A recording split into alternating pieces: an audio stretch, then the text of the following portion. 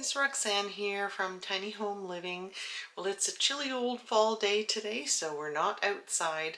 Time to find some indoor things to do, and there are plenty of those. But before I get started, don't forget to like and subscribe, hit that notification bell, and share this video with your family and friends. We sure appreciate it. Let's get going with the day. I'm going to be playing with my favorite toy again. I've got to take the cast iron pans out of here that I have inside the oven and get it lit. We actually packaged last year's turkey like this, like one leg, one thigh, the wings, and half the breast. So what I've done is I've taken half of last year's turkey out of the freezer because we just finished butchering this year's turkeys. So what I'm going to do is I'm going to cook this up, I'm going to cut it into pieces, and I'm going to freeze dry it now that we have that option. So we will have some emergency meat in our emergency supplies.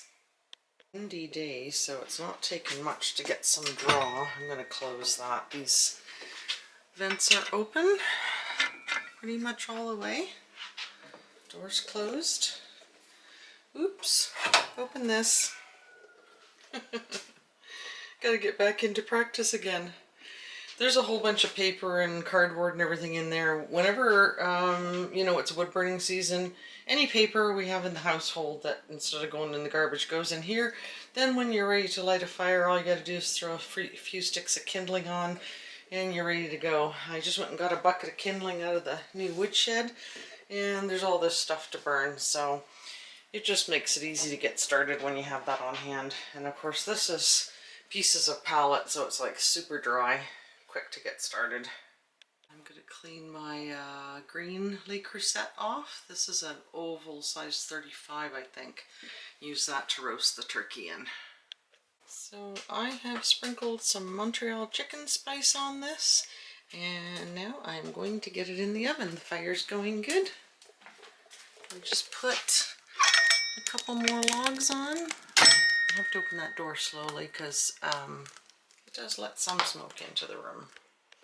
I'm also going to put a small pot in there with some ribs in it for supper, which is another thing I love about the stove. You know, there's enough room in there. I can get another small pan in, and I'm planning on making some homemade mac and cheese for supper too.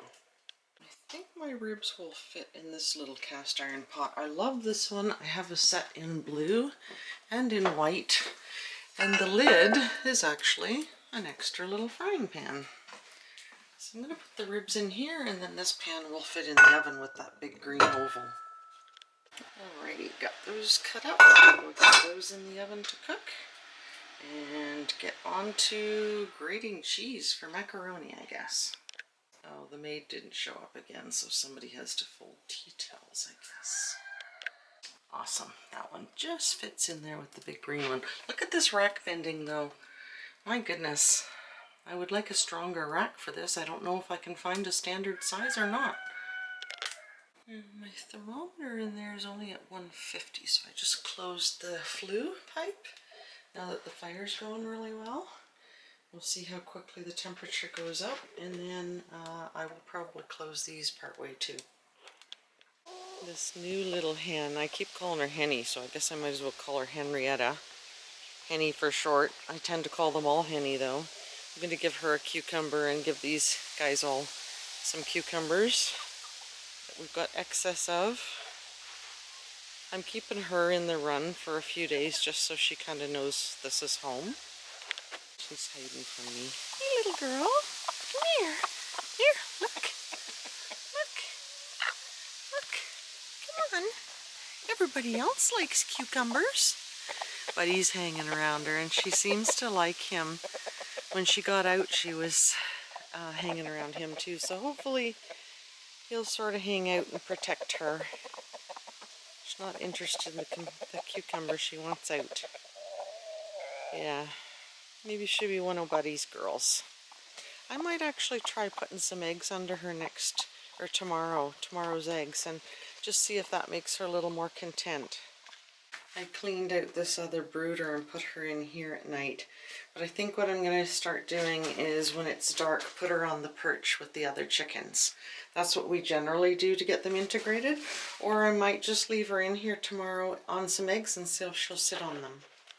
Hazel's hanging out in the nesting box, and I'm hoping that doesn't mean that she's feeling under the weather. That seems to be what they do. They go in the nesting box and they just sit there all the time and yeah, slow down and pass away, and she's one of the very few that are still left of the original chickens.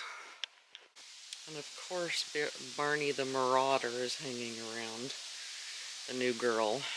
He got loose from the other run that we've got the roosters locked up in. And then we've got to figure out, as soon as these guys start crowing, we'll have to get them locked in with the other ones. Oh my goodness. Put your hand up if you're a rooster. He's getting those swoopy tail feathers, but I haven't heard him crowing yet. And this one's kind of weird. It doesn't have much for tail feathers. I'm trying to look at the feathers around the neck. Apparently if they're rounded, it's a hen. Still hanging out underneath that plywood because she thinks I'm going to come and chase her. I just want to hold her once in a while so that she's not afraid of me. But he's talking to her through the fence. Yeah, you tell her it's okay, buddy. Yeah. She's peeking at me. It's that time of day. The chickens are getting ready to go in. We've removed the Americanas that we're sure are roosters. Pretty sure these ones that are remaining are hens. And then I'm still unsure about the buffs. That one over there is with the little yellow legs. And these guys, I just still don't know. That one I think is a rooster, of course, because of the tail. Got the new little girl in the separate brooder here. I might try and put eggs under her tomorrow and see if that makes her happy. It sure is warm in here. And that's with the kitchen window open. I'm just gonna throw, well, maybe I'll wait and see how cooked this looks before I put some more wood on. Well, the ribs are most definitely cooked. Let's check the turkey. Freeze dryer has 5 shelves, so I'll get the meat all cut up, put on these trays frozen and ready to go into the freeze dryer frozen already. Okay, I have cut up the light meat and the dark meat. I'm going to mix it all together and get it on my trays for the freeze dryer, and I think I'm gonna have enough room on the 5 trays. This doesn't look like that much meat to me. So I'm gonna get the other half cooked tomorrow in the same roaster, and I am going to get it all freeze dried at the same time. Okay, so I mixed this up nicely. This meat was so tender, I forgot to mention that. I just love cooking in cast iron, what can I say? You just cook it in its own juices and it is just so amazing. I could hardly cut the breast meat and everything, it was just so tender. So I've got 2 trays out of this. I actually am missing one of the big giant drumsticks. I think I gave it to my son and his girlfriend when they were here visiting. So I've got a little bit less meat for the next batch tomorrow.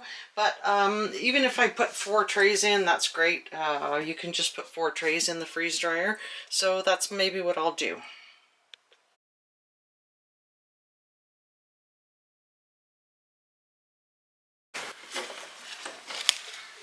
What was that? That's the drain valve. Okay, so you open the drain valve.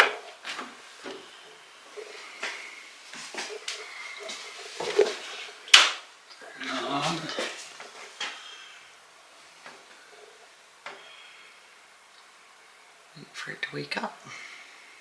It's like waiting for me to wake up in the morning. So we're just going to load these in.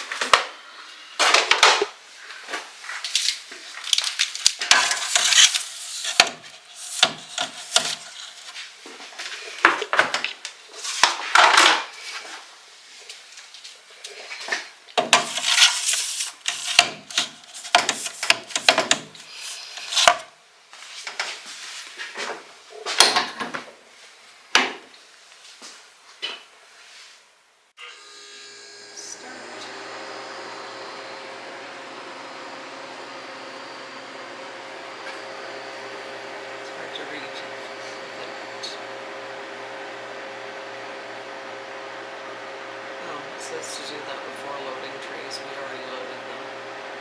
I don't think it matters.